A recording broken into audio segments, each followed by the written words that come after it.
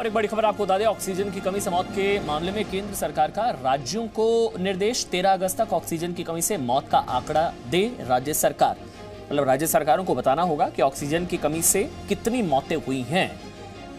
इससे पहले विवाद हो गया था जब केंद्र की तरफ से कहा गया था कि राज्यों की तरफ से ऐसा कोई भी आंकड़ा नहीं है कि ऑक्सीजन से कितने लोगों की मौत हुई है।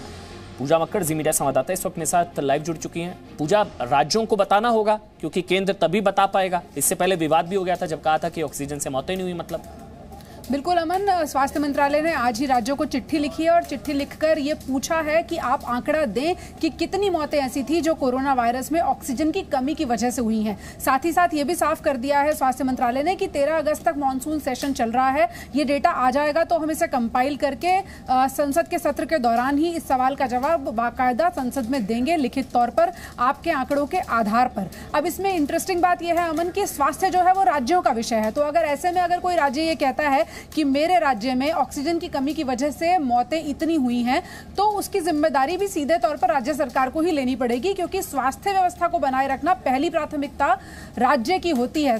केंद्र की भूमिका बहुत देर में आई थी इस मामले में भी, जब बहुत ज्यादा केओस हो गया था देश भर में और ऑक्सीजन का डिस्ट्रीब्यूशन ठीक तरीके से नहीं हो रहा था। दिल्ली जैसे कई राज्यों ने शोर मचाया कि हमारे पास ऑक्सीजन कम है, दूसरी जगहों पर ज्यादा है, हमें दूसरे राज्यों से एलोकेशन मिले। उसके बाद जाकर केंद्र की भूमिका आई थी। उससे पहले काफी हाहाकार मच चुका था। तो उसकी जिम्मेदारी सबसे पहले राज्य सरकार को लेनी पड़ेगी। उसके बाद ही ये हो पाएगा कि वो ये आंकड़ा दर्ज करें कि हमारे राज्य में इतनी मौतें हुई हैं ऑक्सीजन की कमी से, क्योंकि सीधी सीधी जिम्मेदारी भी राज्य की ही बनती है। मतलब ये तो एक तरीके से राज्य सरकारें फंस गई।